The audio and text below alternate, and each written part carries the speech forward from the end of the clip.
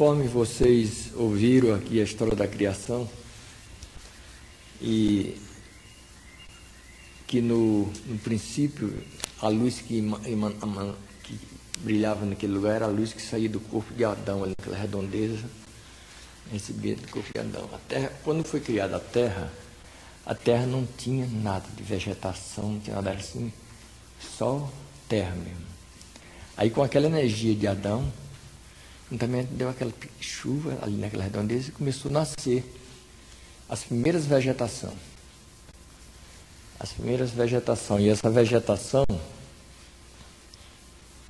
é de muitas espécies.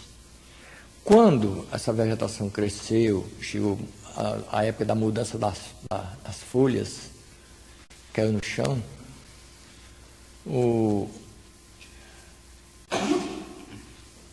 ali caiu no chão, as folhas caíram, depois choveu em cima, e a energia de Adão fez começar a nascer os primeiros ovos. Essa história, ela quando começou, foi uma pergunta que o Modesto fez. Foi no dia que que eu batizei o Vicente, que é o mestre que me contou. Nós estávamos lá, o mestre Braga nesse dia não foi, porque ele disse, não, eu vou trabalhar, que ontem eu não trabalhei. Foi trabalhar e foi me pegar de madrugada. A sessão do dia de casamento dele estava. Não, mas tu não ficou depois lá na frente, não ia ficar até o dia amanhecer lá, não, que eu ia trabalhar. Aí eu fiquei lá, ficando lá. Aí o Modesto perguntou a respeito, quem foi, tem umas perguntas que a humanidade toda pergunta, quem foi que nasceu primeiro, o ovo ou a galinha? Aí foi que daí surgiu a explicação dos insetos. Aí nasceu os primeiros ovos. Às vezes as pessoas imaginam um ovo de galinha como tem hoje, desse tamanho. Porque se você vê um galho da floresta, um galho da serra, ele não dá, o máximo que ele dá é 100 gramas de carne. Ou uma galinha da floresta. Tão pequenininho que... Agora, os homens foi que desenvolveram, que chegaram hoje, tem galinha que pesa 5, 6 quilos. Foi o homem que desenvolveu através de tecnologia, de hormônios, uma série de coisas. Então, daí começou a nascer os primeiros ovos. Cada uma vegetação é um tipo de ovo. Você chega no pé de jonaguba, as lagartas que nascem ali, tudo é de uma maneira só. Você chega no pé de uma seringueira, as lagartas são totalmente diferentes. E assim, cada vegetação é um tipo de insetos que nascem. Aí deu a origem, os ovos dali deu a origem dos primeiros insetos. Era tão pequeno que não dava para a gente ver assim de olho nu. Aí daí foi desenvolvendo.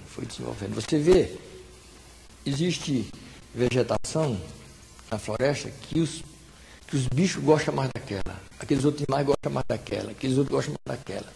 É isso que dá a origem de cada inseto daquele, aquelas coisas que está acontecendo. A vegetação das margens dos rios, elas são diferentes da vegetação da terra firme.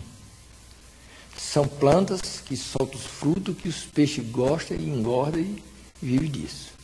Como a cajurana, e outras, não vou dizer o nome de todas, né? Que o joari, o tambaqui, pelo menos ele na beira do rio, ele fica lagrimando até cair um joari para ele comer. Ou uma cajurana ali. Quer dizer que são frutos que dão origem a ele. Ele assim, se originou ele. Então aquelas vegetações, aqueles insetos, a chuva dentro dos rios. E os rios vão se transformando em pequenos insetos, aí chega aos peixes, as espécies. Aí depois, com o tempo, nas piracemas, os peixes se cruzarem entre si e deu origem a outros mais. O ovo da galinha, a resposta que ele deu, que foi uma pequena folha que enrolou, que eu já vi isso na floresta, e dali deu origem aquele ovo. A galinha pequenininha. E dali foi se transformando. Quer dizer, primeiro foi o ovo, depois a galinha. A resposta é essa. Primeiro o ovo, depois a galinha. E aqueles, às vezes a gente pega, o mestre Abel diz que tudo aquilo que não pare pertence ao reino dos insetos. O reino dos insetos. Isso é uma coisa que a gente já conhece há muitos anos. Tem aquelas cobras que vivem na floresta, que tem gente que parece que é um inseto. Tem umas que botam o ovo, pare, a pessoa pensou que ela pariu. Aí depois de algumas horas ele faz tipo uma mulher que bota a placenta. A placenta bota as cascas do ovo todinho. Quando você bota, fica um depósito ali que ela choca os ovos dentro dela.